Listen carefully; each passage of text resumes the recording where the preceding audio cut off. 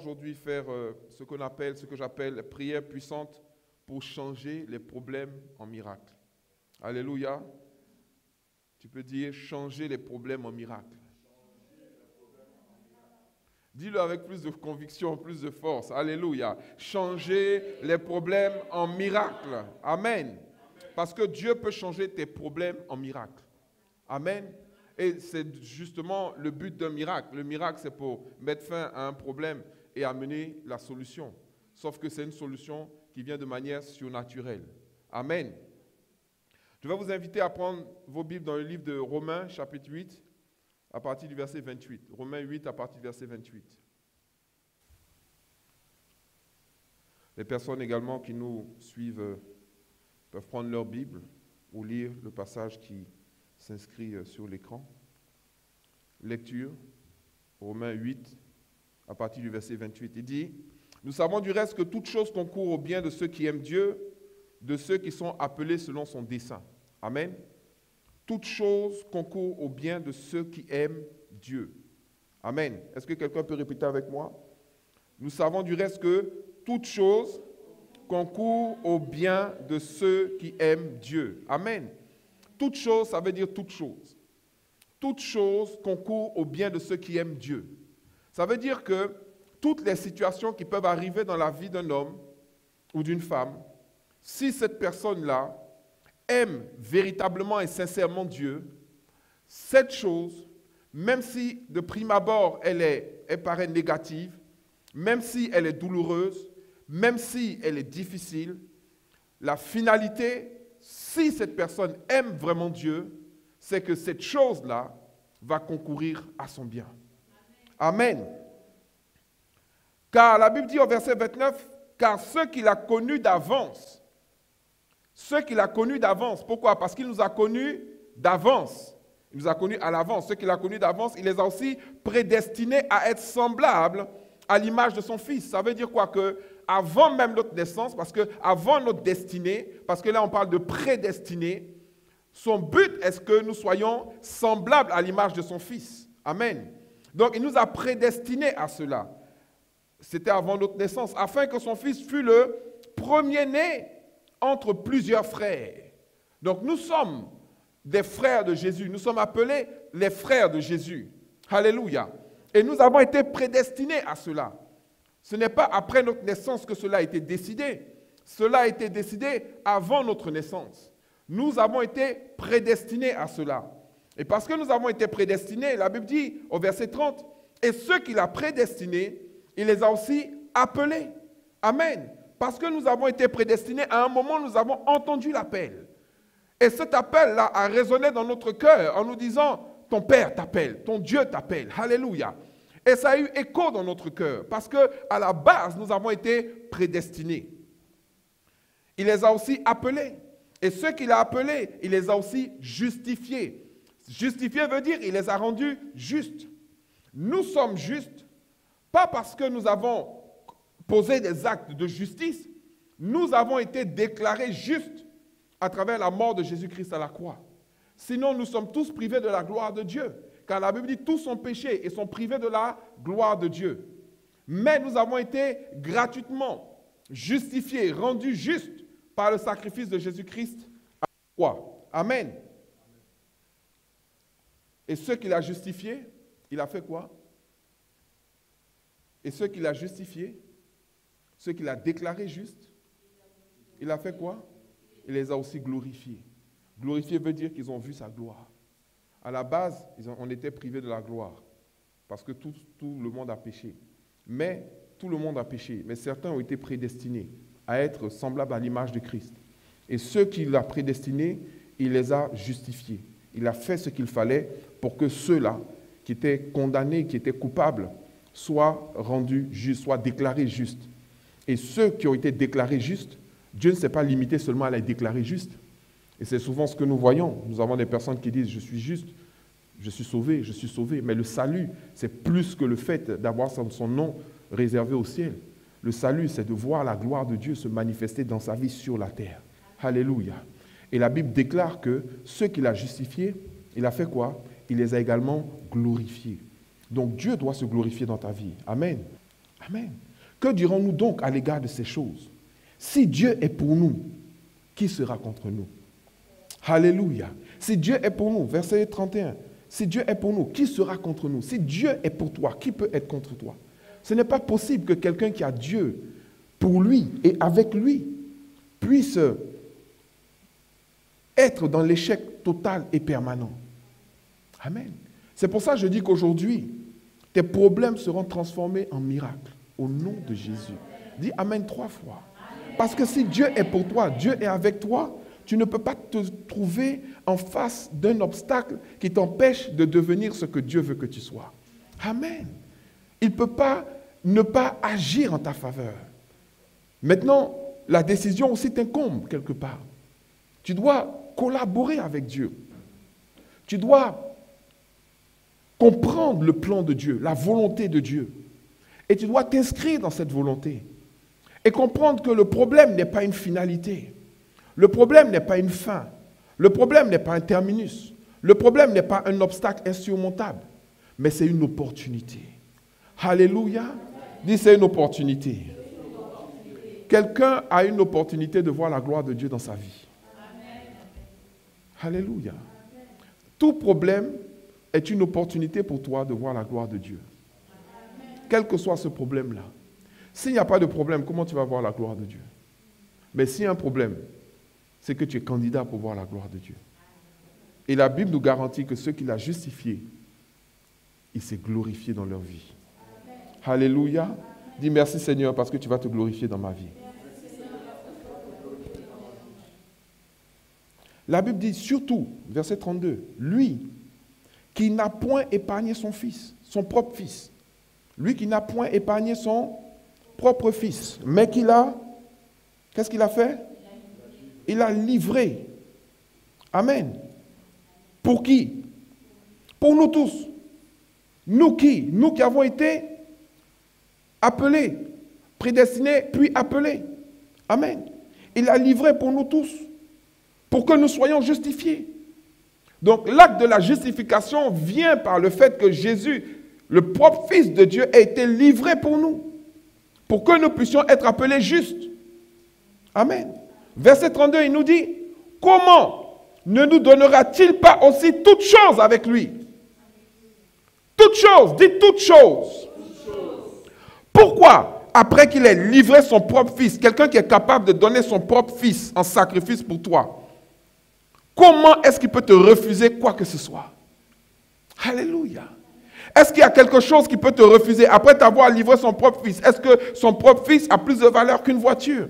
Est-ce que son propre fils a plus de valeur que, je ne sais pas moi, qu'une somme d'argent quelconque? Est-ce que son propre fils a plus de valeur que quoi que ce soit, de matériel, de physique ou même de spirituel? C'est pour ça que la Bible dit toutes choses.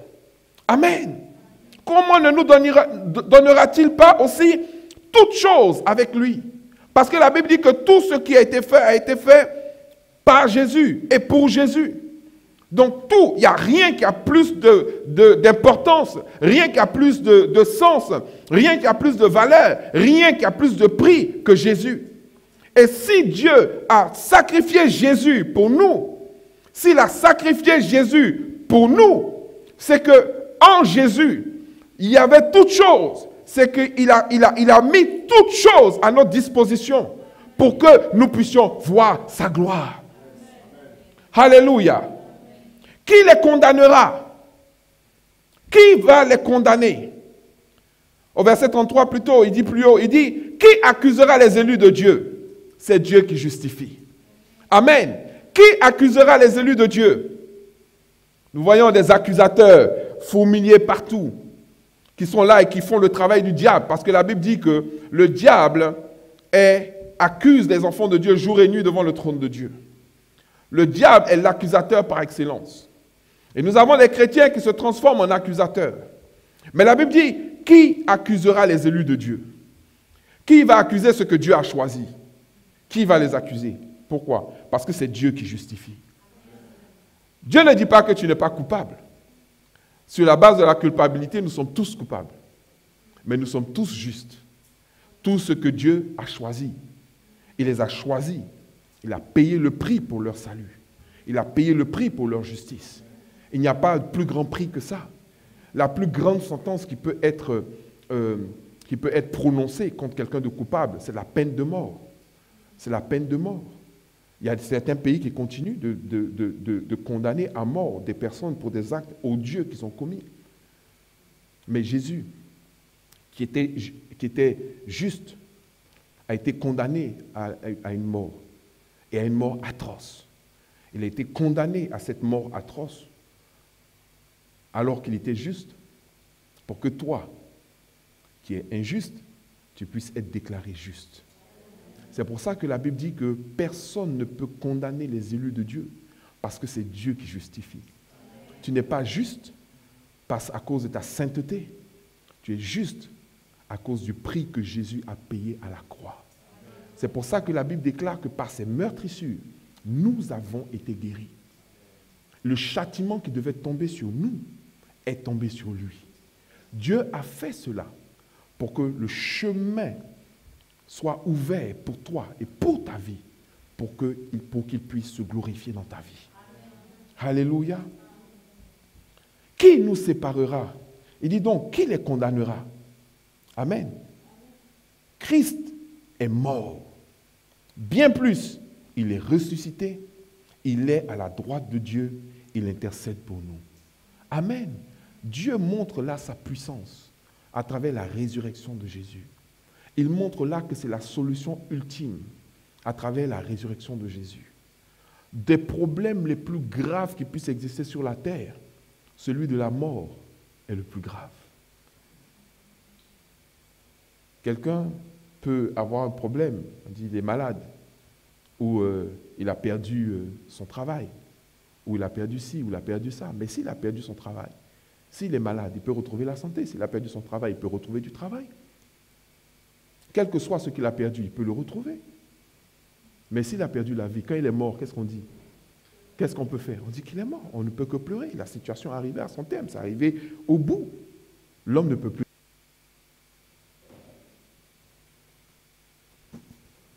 Alléluia.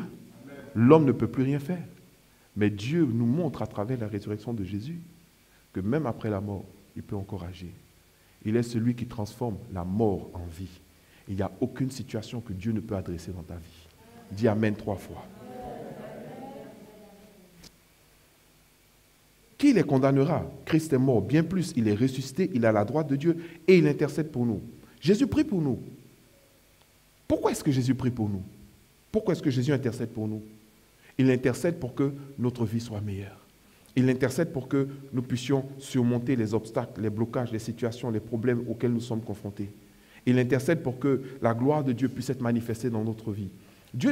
Jésus n'intercède pas pour toi pour que tu sois pire, pour que tu sois mal.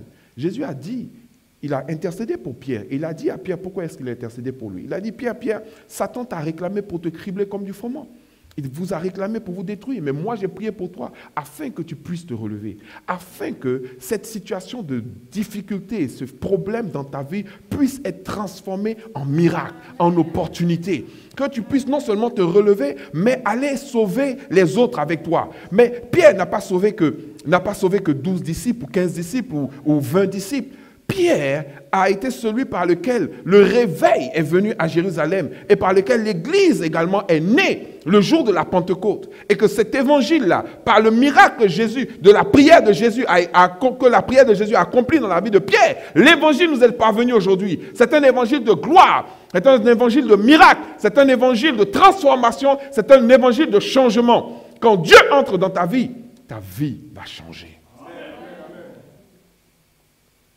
Qui nous séparera de l'amour de Christ? Serait-ce la tribulation?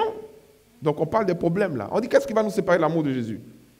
Serait-ce les problèmes? La tribulation. La tribulation, c'est des graves problèmes, c'est des grands problèmes.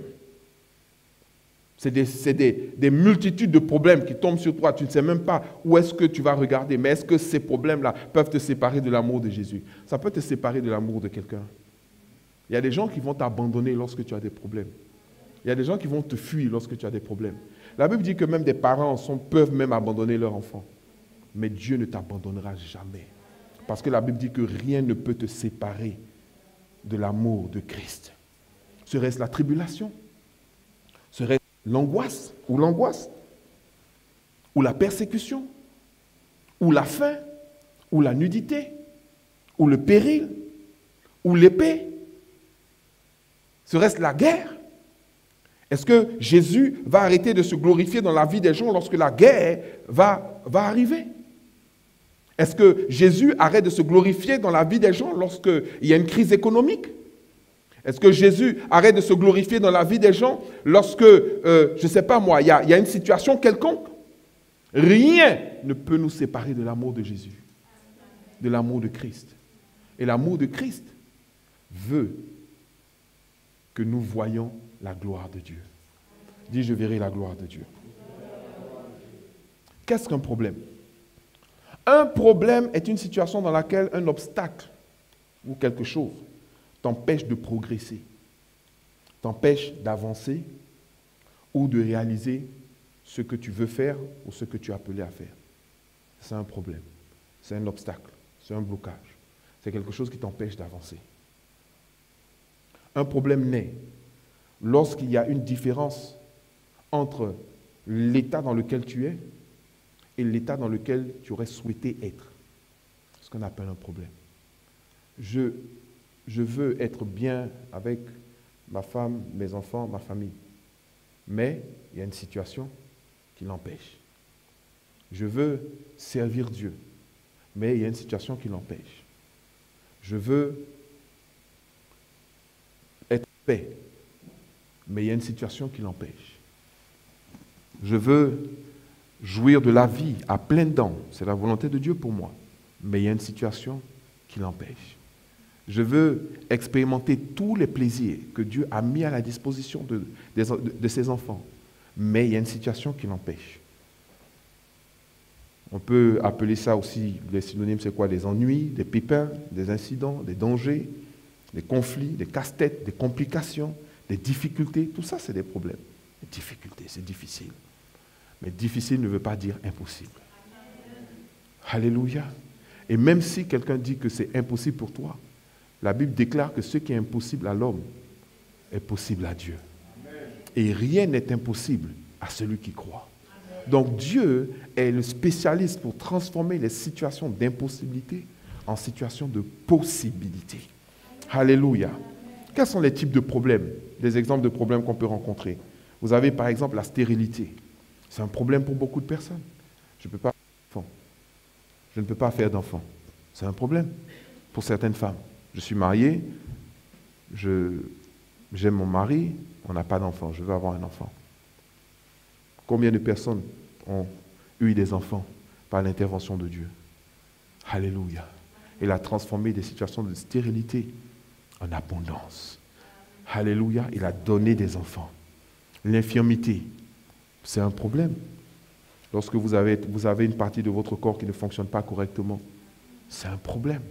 Mais Dieu, quand il est venu, il a fait quoi? Il a guéri des infirmes. Il a guéri des malades. Il a guéri des situations qu'on disait être impossibles. Et jusqu'aujourd'hui, Jésus continue de le faire. Donc même si tu as un problème de stérilité, Jésus est la solution. Tu as un problème d'infirmité, Jésus est la solution. Il y a des personnes qui vivent, par exemple, parce que nous sommes en France, nous enregistrons depuis la France. Il y a des personnes qui vivent dans ce qu'on appelle la clandestinité. Ça veut dire quoi? Ils sont des clandestins. Ils n'ont pas les papiers. Ils n'ont pas le droit de travailler. Ils n'ont pas le droit d'exercer. Ils n'ont pas le droit de prospérer dans ce pays. Mais Jésus dit que tout lieu que foulera tes pieds, il te le donne comme héritage. La terre n'appartient à personne d'autre qu'à l'Éternel des armées. Et Dieu peut transformer ta situation de clandestinité, qui est un frein à ta prospérité, en situation de totale liberté. Alléluia. Totale liberté de prospérer, totale liberté de circuler, totale liberté d'entreprendre et de voir la gloire de Dieu se manifester dans ta vie. Je vais vous dire, lorsque des personnes qui autrefois avaient été interdites de territoire vont devenir des millionnaires, des milliardaires sur cette terre, dans cette nation-là, les gens verront la gloire de Dieu se manifester. Et je dis, Dieu va se glorifier dans ta vie. Alléluia. Les blocages financiers, ce sont des problèmes. Quand vous voulez faire quelque chose et vous voulez accomplir quelque chose et que financièrement parlant, vous êtes limité, c'est un problème pour vous. Vous voulez faire, mais vous ne pouvez pas parce que financièrement parlant, vous êtes limité, vous n'en avez pas les moyens. Mais Dieu, l'or et l'argent appartiennent à l'Éternel des armées. Et il le donne à qui il veut, quand il veut, comme il veut. Alléluia. Dieu est capable de changer cette situation de manque financier en abondance financière. Alléluia. C'est en ce Dieu-là que je crois. C'est ce Dieu-là que nous prions. Le Dieu qui est capable de changer les problèmes en miracles, les problèmes en solutions, les blocages en opportunités au nom de Jésus. Amen. Il y a des personnes qui sont en constant échec. Échec scolaire, échec aux examens, échec au permis de conduire. Tout, tu ne fais que repasser seulement. Repasser, repasser. Tu payes pour repasser. Et tu n'as pas le droit de conduire. Tu n'as pas la liberté. Alléluia. Si tu as ton permis de conduire, tu as le droit de conduire.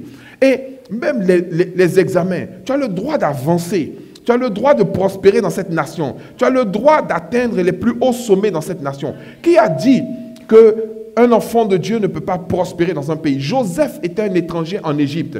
Dieu a transformé son problème, qui étaient les fausses accusations, qui l'ont mené en prison. Dieu a transformé ça, a fait de lui le premier ministre de l'Égypte. Alléluia. Dieu va te positionner au plus haut sommet. Si tu l'aimes, si tu as foi en lui, si tu mets en lui ta confiance, si tu demeures en lui, tu verras la gloire de Dieu. Dieu va transformer ta situation en puissante opportunité au nom de Jésus. Alléluia. Alléluia. Le chômage de longue durée, des personnes qui sont au chômage depuis longtemps, depuis des années. Et ce qui est dangereux avec le chômage, c'est qu'on te dit que plus tu dures dans le chômage, plus c'est dur pour toi de retrouver du travail. Donc quand ça commence à durer, ça devient très inquiétant. Moi, j'ai connu une personne pour qui j'ai prié, qui avait plus de 5 ans de chômage. 5 années de chômage. Mais nous avons vu la gloire de Dieu se manifester dans sa vie. Et lorsqu'il a trouvé du travail, c'était pour être directeur informatique et directeur financier d'une grande boîte. Et jusqu'aujourd'hui, ça fait plusieurs années maintenant que cet homme-là travaille et prospère. Alléluia. Quelle que soit la durée de ton chômage, laisse-moi te dire que ouvre ta vie à Jésus. Ouvre ta vie à la parole. Mets ta confiance en Dieu. Aime et sers ton Seigneur. Et tu vas voir sa gloire se manifester dans ta vie. Ton chômage de longue durée, il va s'arrêter au nom de Jésus. Alléluia. Vive dans l'insalubrité. Il y a des gens qui n'ont pas choisi de vivre dans des endroits qui sont sales.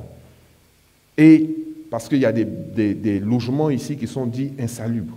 Et c'est le logement qu'on t'a donné.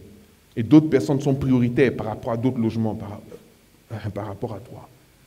Donc tu es obligé d'attendre. Et entre-temps, tu vois les cafards se promener, les rats et ce genre de choses-là. Mais laisse-moi te dire quelque chose. Laisse-moi te dire quelque chose. Cette situation d'insalubrité, Dieu peut la transformer. Il va transformer l'endroit où tu es. Tu vas sortir de l'insalubrité, de la promiscuité. La promiscuité, c'est quand vous êtes nombreux à habiter dans un petit espace. Il y a des personnes ici, ils sont à 15 des fois dans un appartement, de une chambre salon. D'autres sont à 5 dans un studio. D'autres sont à 8 dans un studio. Mais ça, c'est pas... Comment Dieu peut se glorifier dedans? Toi-même, tu veux évangéliser, tu ne peux pas. Tu ne peux même pas inviter des gens à venir chez toi. Il y a des personnes ici qui ont envie d'inviter des personnes chez eux, qui veulent faire des cellules, qui veulent prier, qui veulent encourager des gens, mais ils ont honte d'emmener les gens chez eux. Tu n'auras plus honte d'emmener les gens chez toi. Parce que Dieu va se glorifier dans ta vie, il va se glorifier dans ta situation. Est-ce que le fait d'être dans la promiscuité ou le fait d'être dans l'insalubrité peut empêcher Dieu de venir chez toi? Je ne sais pas ce que je dis. Je ne dis pas que Dieu ne va pas dans les endroits sales.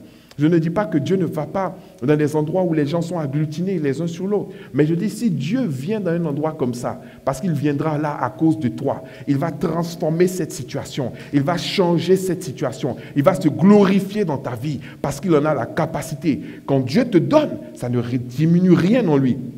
Ça ne lui enlève rien. Quand Dieu prend de ce qui est à lui et qu'il te donne, ça ne diminue rien parce qu'il est la source. Donc, quelqu'un qui est la source, il en a de manière illimitée. Quand Dieu bénit quelqu'un, il ne dit pas à la prochaine personne qui va se présenter devant lui, « Attends, je viens de distribuer toutes les bénédictions, demain je vais t'en donner encore. » Non, Dieu est capable de nous bénir chacun d'entre nous. La seule différence, c'est la manière dont nous allons nous positionner devant lui. Alléluia.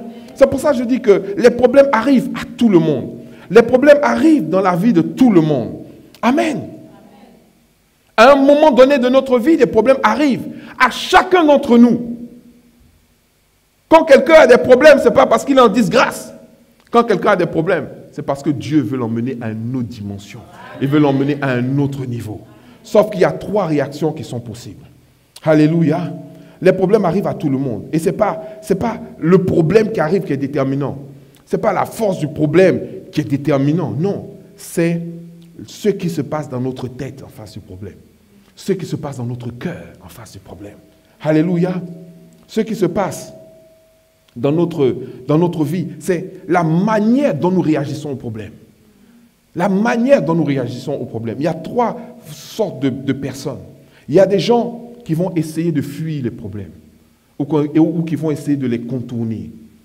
Ils vont essayer de les fuir ou de les contourner. Oh, moi, je ne veux pas de problème. Moi, je fuis les problèmes. Quand il y a un problème quelque part, il fuit. Quand il y a un problème quelque part, il fuit. Quand il y a une situation d'opposition devant lui, il se cache ou il fuit. Ce genre de personnes, ils ne vont jamais voir la gloire de Dieu. Parce que pour voir la gloire de Dieu, on ne fuit pas les problèmes. On surmonte les problèmes. On affronte les problèmes. Et on transforme ces problèmes-là en miracles. Alléluia. Parce que tout problème est une opportunité de voir le miracle de Dieu dans notre vie. Arrêtez d'aller mentir. Parce qu'il y a des gens qui, pour sortir de certains problèmes, vont mentir. Le mensonge n'est pas la fin d'un problème. Le mensonge va t'enfoncer dans le problème. Ce qui va mettre fin à ce problème-là, c'est la gloire de Dieu dans ta vie.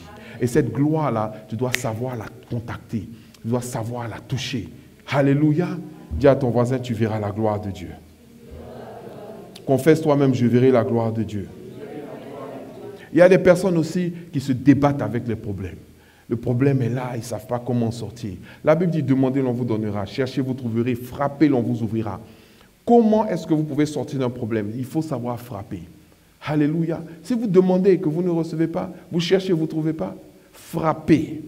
Il y a des moments où il faut savoir prier de manière puissante. Alléluia. C'est pour ça que je fais ces vidéos. C'est pour ça que je fais ce programme. C'est pour ça que Dieu m'a mis à cœur de faire ce programme. Il m'a dit, c'est un mandat que je t'ai donné. Personne ne le fera mieux que toi. Parce que je t'ai équipé pour ça. Pour que ces prières puissantes-là, faites par qui que ce soit, où que ce soit, quand que ce soit, c'est-à-dire quel que soit le temps où ça va se faire, la vie de la personne qui va la faire avec sincérité, avec véritablement, avec la volonté, il va voir ma gloire se manifester dans sa vie. Alléluia, alléluia. Tu vas, parce que, donc, il y a ceux qui essaient de fuir, de contourner le problème, il y a ceux qui se débattent avec les problèmes. Le problème ne finit jamais. Ils dorment dans le problème. Ils construisent leur maison sur le problème. Il y a des gens qui voulaient habiter dans le désert. Mais le désert n'est pas la volonté de Dieu pour toi. La volonté de Dieu pour toi, c'est Canaan, l'endroit où coule le lait et le miel. Alléluia. Dieu est descendu pour sortir Israël de ses problèmes. Le problème des Égyptiens. Pour les emmener où? Pour les emmener à Canaan.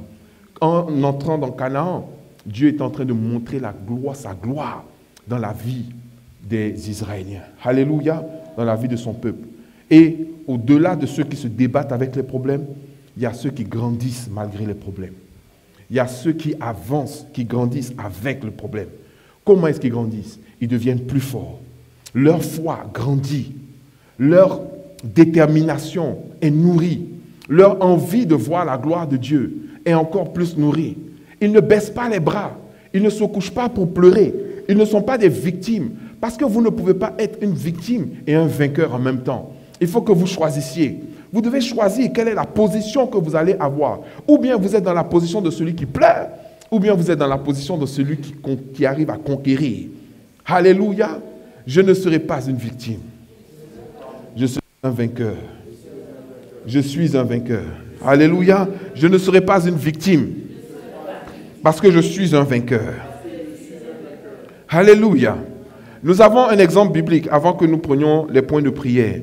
Nous avons un exemple biblique d'un homme à qui est arrivé un problème, un grave problème. Il s'appelle David, dans le livre de 1 Samuel, chapitre 30, à partir du verset 1. La Bible dit, « Lorsque David arriva le 3e jour à Tsiklag avec ses gens, les Amalécites avaient fait une invasion dans le Midi et à Tsiklag. Ils avaient détruit et brûlé Tsiklag. Ça, c'était l'endroit où il était. Les Amalécites sont venus, ils ont tout brûlé. Après avoir fait prisonnier les femmes et tous ceux qui s'y trouvaient, petits et grands, ils n'avaient tué personne, mais ils avaient tout emmené et s'étaient remis en route. David et ses gens arrivèrent à la ville et voici, elle était brûlée. Et leurs femmes, leurs fils et leurs filles étaient emmenés captifs.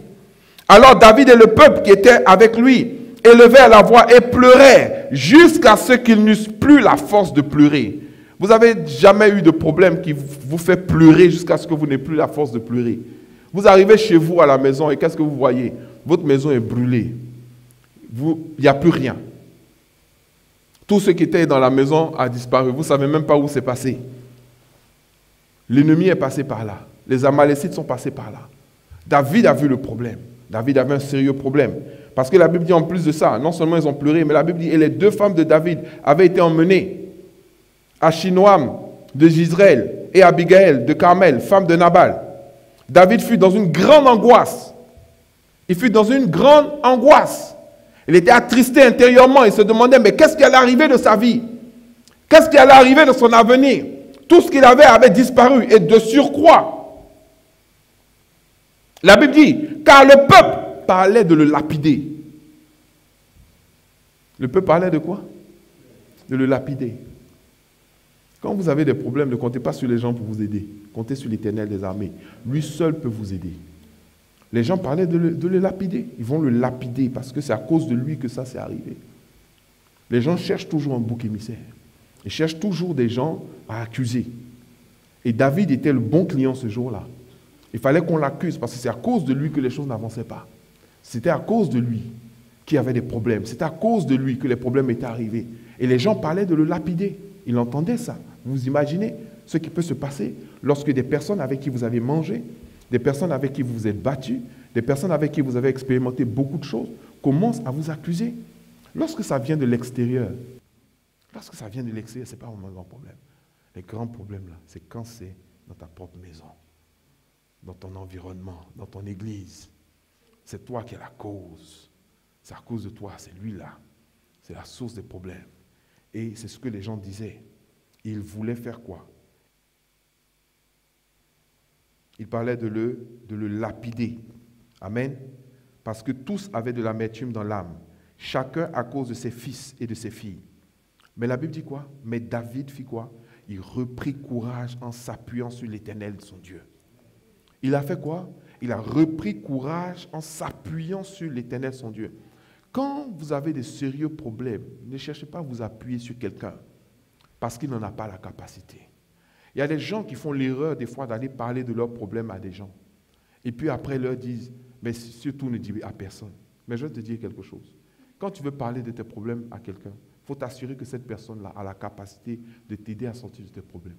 Des fois, les problèmes que tu traverses et que tu racontes aux gens, tu racontes à une personne, lui-même, ça le dépasse. Quand tu finis de raconter ton problème, il te regarde comme ça. Il ne peut même pas dire un seul mot. Parce que c'est plus fort que lui. Il va faire quoi? Il peut faire quoi? Il ne peut rien faire. Ne parle pas de problème à des gens qui ne sont pas capables de régler ce problème-là. Alléluia. Parce que si tu le fais, la personne n'a rien d'autre à faire. Elle ne peut rien faire d'autre, puisqu'elle ne peut pas t'aider. La seule chose qu'elle peut faire, c'est parler de ça à quelqu'un d'autre. Et ton problème, maintenant, fait quoi? Ça se promène maintenant de maison en maison, de salon en salon. Ça devient maintenant les commentaires des gens. Ne vas pas raconter à quelqu'un. Ne t'appuie pas sur quelqu'un, tu vas t'appuyer sur qui? Ton propre père, tu ne peux pas t'appuyer sur lui. Ta propre mère, tu ne peux pas t'appuyer sur elle. Tu vas lui dire, maman, j'ai un problème. Je n'arrive même plus à payer mon loyer. Elle va payer ton loyer? Elle va faire comment? Est-ce qu'elle a fini de payer son loyer elle-même? Hein? Elle va faire comment? Elle peut que pleurer là-bas, elle va dire, oh, on va te soutenir mon fils, on va prier pour toi. Mais si c'est prier, oh my God, hallelujah. Il ne faut pas aller parler de tes problèmes à qui que ce soit. David n'est pas allé s'appuyer sur qui que ce soit. La Bible dit quoi? David a fait quoi? Il reprit courage en s'appuyant sur l'Éternel, son Dieu. Alléluia. Il dit au sacrificateur Abiatar, fils d'Abimelech, apporte-moi l'éphod. Pourquoi? Parce qu'il voulait consulter Dieu. Ça veut dire quoi? Vous savez, l'éphod, dans ce temps-là, ont été appelés pour pouvoir avoir la direction de Dieu. Pourquoi? Parce qu'ils n'avaient pas le Saint-Esprit. Aujourd'hui, nous avons le Saint-Esprit. Appeler l'éphod, ça veut dire se mettre dans des conditions pour que le Saint-Esprit puisse nous parler. Alléluia. Tu mets une bonne adoration. Tu adores ton Dieu, tu pries ton Dieu, tu te mets au calme, tu te retires, tu te mets dans un endroit où personne ne va venir te déranger. Et tu cherches la face de l'Éternel, ton Dieu. C'est comme ça qu'il s'est fortifié. Il s'est fortifié en consultant l'Éternel. Verset 8, David consulta l'Éternel. C'est ce que la Bible dit. David fit quoi? Il consulta l'Éternel. Aujourd'hui, nous avons cette grâce d'avoir le Saint-Esprit en nous. Si nous avons le Saint-Esprit, c'est que nous avons Dieu qui habite littéralement en nous. Alléluia. On n'a plus besoin d'avoir une éphode. On n'a plus besoin d'aller voir un devin. On n'a plus besoin d'aller voir on les appelle maintenant des visionnaires pour qu'ils puissent vous leur raconter votre problème. Et puis lui, il est arrêté là comme un Dieu. Et puis il te raconte ça, il te dit des choses. Mais ces choses-là, alléluia, mieux vaut les entendre de la part de l'Éternel des armées. Alléluia. Il faut que Dieu te parle. Et Dieu peut te parler si tu te mets dans les conditions qu'il faut. Alléluia. Si tu sais prier de manière puissante, si tu sais faire des prières puissantes, tu vas voir la gloire de ton Dieu dans ta vie. Alléluia. Donc, il a consulté l'Éternel et il a eu la conviction qu'il allait les poursuivre, qu'il allait les atteindre et qu'il allait délivrer tous ceux qui étaient sous l'emprise des Amalécites. Et David se mit en marche, lui et les 600 hommes qui étaient avec lui. Mais ils étaient tellement fatigués. La Bible dit qu'ils ont laissé 200 derrière parce qu'ils étaient trop fatigués pour pouvoir avancer, pour pouvoir passer le torrent. Il faut vous rappeler que David revenait d'une guerre. Il venait de combattre. Il est venu trouver une situation encore plus grave que celle qu'il avait laissée. Donc les gens, ils étaient tellement fatigués. Mais Dieu a utilisé des gens fatigués. La Bible dit au verset 17, David les battit depuis l'aube du jour jusqu'au soir du lendemain. Et aucun d'eux n'échappa, excepté 400 jeunes hommes qui montèrent sur des chameaux et s'enfuirent. Il a battu cette armée-là alors qu'il était avec des gens qui étaient trop fatigués pour passer le torrent. Parce que Dieu était avec lui. La situation que tu affrontes, tu ne vas pas l'affronter seul. Tu ne vas pas l'affronter seul. Dieu ne veut pas que le problème que tu traverses, que tu le traverses seul. Tu vas voir l'aide de Dieu littéralement se manifester dans ta vie. Tu vas savoir que l'Éternel est avec toi parce que tu l'aimes et parce que tu veux voir sa gloire. Alléluia. David sauva tout ce que les Amalécites avaient pris et il délivra aussi ses 2 femmes. Il ne leur manqua personne, ni petit, ni grand, ni fils, ni fille, ni aucune chose du butin, ni rien de ce qu'on leur enleva. David ramena tout. Dis, je ramènerai tout. Alléluia. Et la Bible dit, David prit tout le menu et le gros bétail. Et ceux qui conduisaient ce troupeau et marchaient à sa tête disaient, amen. Donc les gens maintenant disaient, c'est le butin de David. David que les gens s'apprêtaient à tuer, que les gens s'apprêtaient à lapider. Il est allé à la guerre. Il a remporté la guerre avec des bras cassés. Il est revenu. Le butin était tellement énorme, tellement nombreux, tellement puissant. Les gens disaient, c'est le butin de David. Mais comment? Parce que Dieu a transformé son problème en opportunité, en miracle. Il y avait un problème, mais ce problème est devenu un miracle. Qu'est-ce qu'on va dire de Anne, qui avait un problème de stérilité et qui a donné naissance à un des plus grands prophètes que la terre ait connu? Qu'est-ce qu'on va dire de Joseph, qui avait un problème parce qu'il avait été vendu comme esclave et qui est devenu un des plus grands hommes d'État qu'on n'a jamais connu? Qu'est-ce qu'on va dire de Daniel, qui avait un problème parce que tous les responsables d'une nation se sont levés contre lui pour pouvoir le discréditer? Et il est finalement devenu le bras droit d'un des plus grands rois que la terre n'ait jamais connu. Qu'est-ce qu'on va dire de ta situation? Quel est le problème que tu traverses? Quelle est la situation que tu traverses? Tu penses que Dieu ne peut pas se glorifier dedans? Dieu va se glorifier dedans. Il va se glorifier de manière puissante dans ta vie. Mais il y a une chose que tu dois savoir. Lorsque tu as le Saint-Esprit, tu as la personne même qui vient t'aider à prier. La Bible dit, ne sachant pas ce qu'il convient de demander, le Saint-Esprit nous aide par des soupirs inexprimables. Alléluia. Oui, le Saint-Esprit nous aide dans la prière. Il aide certains par des soupirs inexprimables, mais il peut t'aider également en t'inspirant des paroles, en t'inspirant des postures, en t'inspirant des positions que tu vas prendre vis-à-vis de Dieu pour réclamer et décréter le changement de ta situation. Alléluia. C'est ce à quoi je vais t'inviter aujourd'hui. Amen. C'est pour ça que Dieu m'a mis à cœur de faire des prières puissantes. Tous les vendredis soirs, prières puissantes pour plusieurs situations. On va tout passer en revue parce que je vous ai déjà expliqué que la prière intelligente existe. La prière basée sur la parole de Dieu existe. La prière scientifique existe. Il y a des scientifiques de la prière. Il y a des personnes qui qui savent prier, parce ils se sont formés à la prière, parce qu'ils ont eu à prier pour régler des situations, parce que Dieu les a forgés dans l'adversité et dans la dureté. Alléluia. Ils sont devenus des guerriers de prière. Et le monde est en train de devenir un endroit hostile pour les enfants de Dieu. Et ceux qui ne savent pas prier seront confrontés à des difficultés qu'ils auront du mal à surmonter. Mais ceux qui savent prier et de manière puissante vont voir les problèmes et les situations se transformer en miracles et en opportunités dans leur vie. Alléluia. Nous allons maintenant prier. Amen. Le Dieu de David, le Dieu de Joseph, le Dieu de Daniel, le Dieu qui a envoyé Jésus pour nous, qui est mort pour nous. Amen. Pour qu'il puisse changer tout problème en miracle au nom de Jésus. Alléluia. Priez avec moi. Je vous invite à prier avec moi.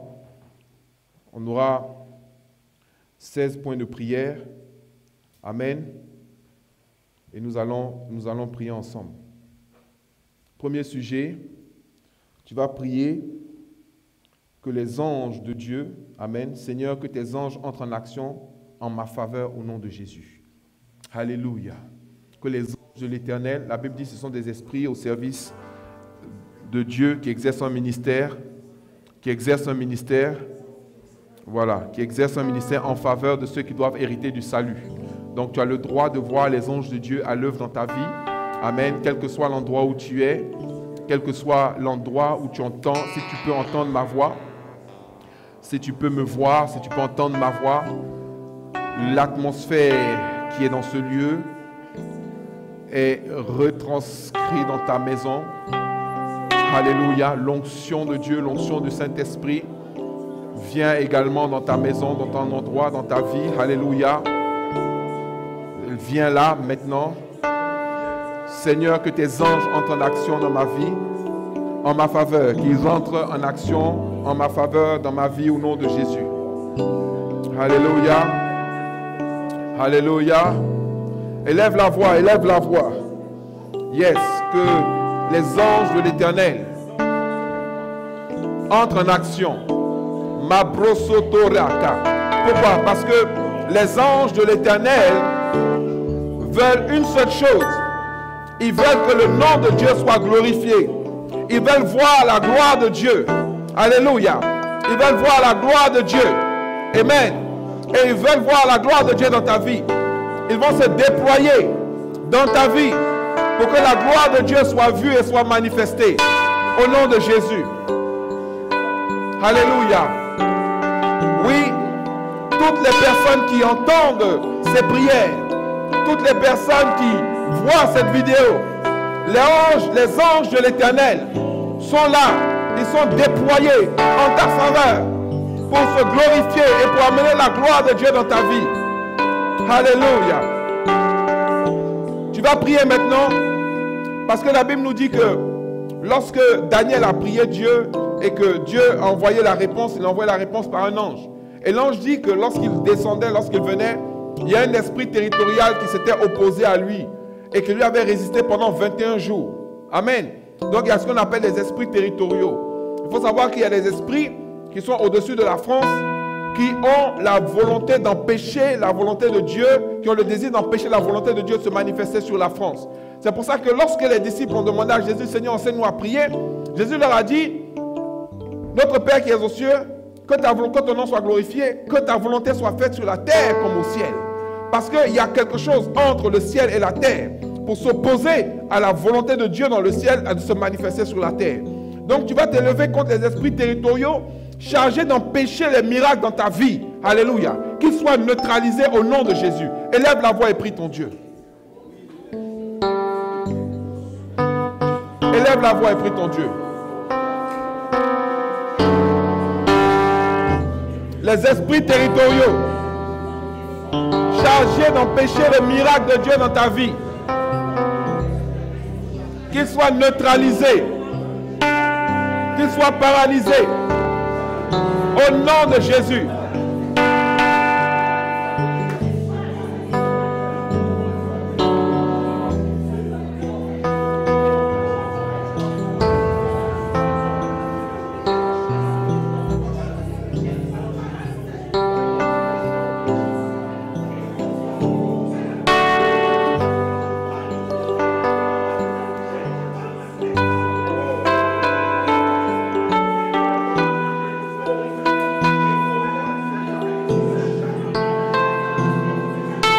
Au nom de Jésus.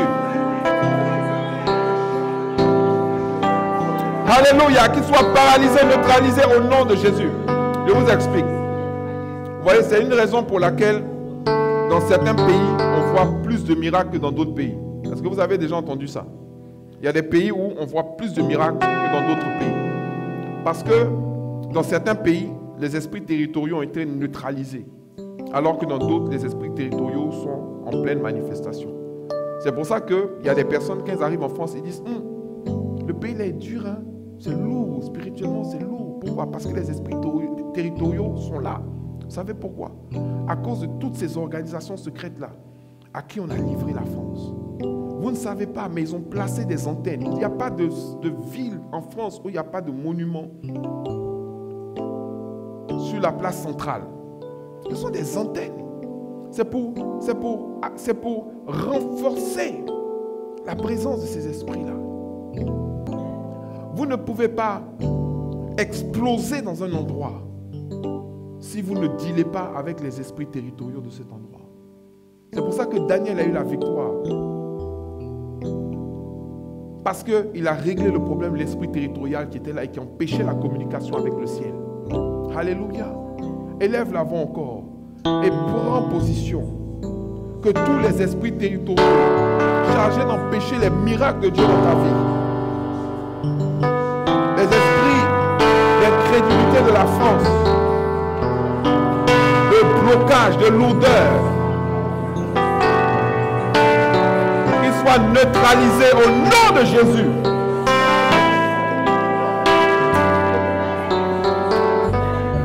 Qu'ils soient neutralisés.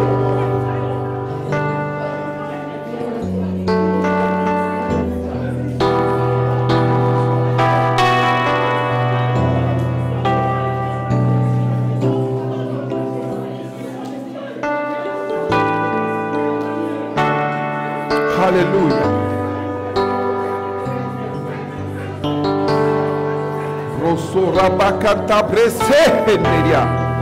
Alléluia. Répète après moi. Répète après moi. Je lis et je chasse tous les bloqueurs de miracles dans ma vie. Je lis et je chasse tous les obstacles à la prière puissante. Seigneur, ouvre les portes de la possibilité dans ma vie au nom de Jésus. Que tout ce qui est impossible, tout ce qui est déclaré être impossible, devienne possible maintenant au nom de Jésus. Élève la voix et prie ton Dieu. Élève la voix et prie ton Dieu.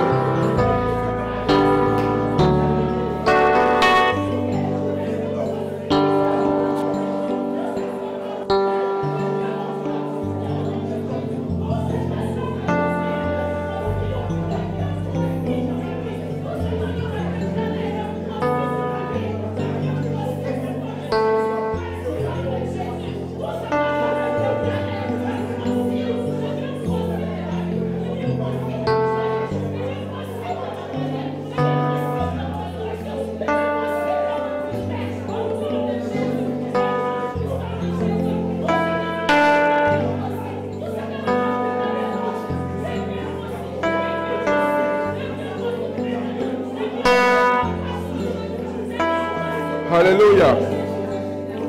Que toute malédiction ou alliance d'impossibilité sur ma vie soit brisée au nom de Jésus. Élève la voix.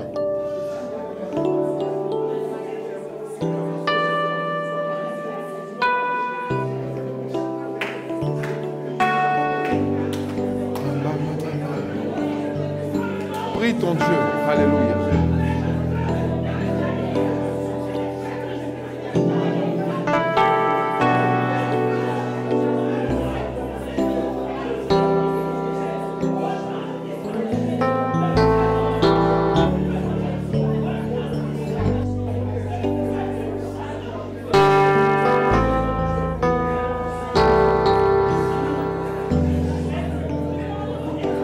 Alléluia.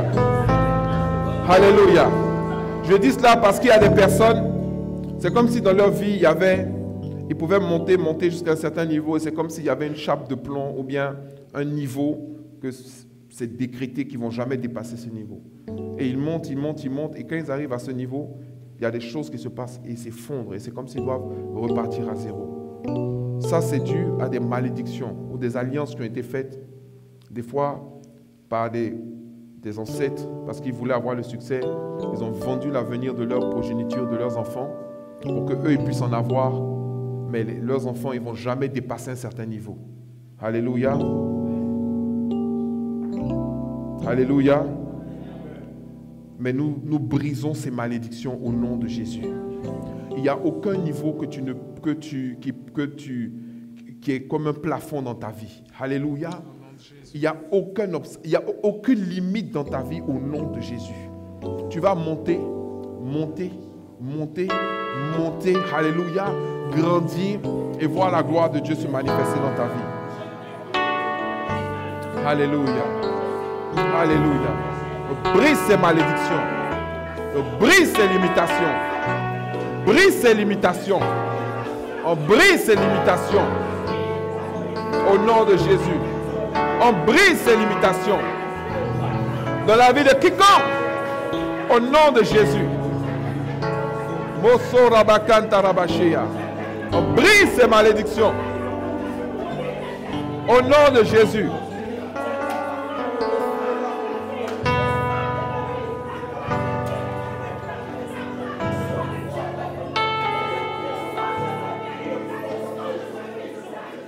Au nom de Jésus.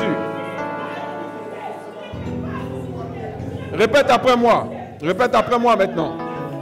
Alléluia. Alléluia. Répète après moi. Je décrète que je ne mourrai pas avant l'accomplissement de ma destinée. Au nom de Jésus. Seigneur, lève-toi, je t'en prie, et déclare une parole en ma faveur. Je ne mourrai pas à cause des problèmes. Je vivrai grâce à tes miracles dans ma vie. Que ton feu tourmente toutes les forces qui agissent contre ma destinée. Que ton feu tourmente toutes les forces qui agissent contre ma destinée. Je confesse que je suis fécond. Je multiplie au nom de Jésus. Je confesse que je prospère à tous égards au nom de Jésus. Je reçois la sagesse, l'intelligence et la force pour surmonter toute forme d'impossibilité dans ma vie au nom de Jésus. Que les oppositions soient changées en opportunités au nom de Jésus. Que les malédictions soient changées en bénédictions au nom de Jésus. Que toute forme de disgrâce soit changée en grâce dans ma vie maintenant au nom de Jésus. Et le peuple de Dieu dit Amen.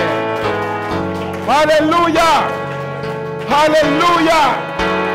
Ton Dieu va changer tes problèmes en miracles, tes oppositions en opportunités, l'impossibilité en possibilité, la disgrâce en grâce, et sa gloire va se manifester dans ta vie. Alléluia. Acclame ton Dieu.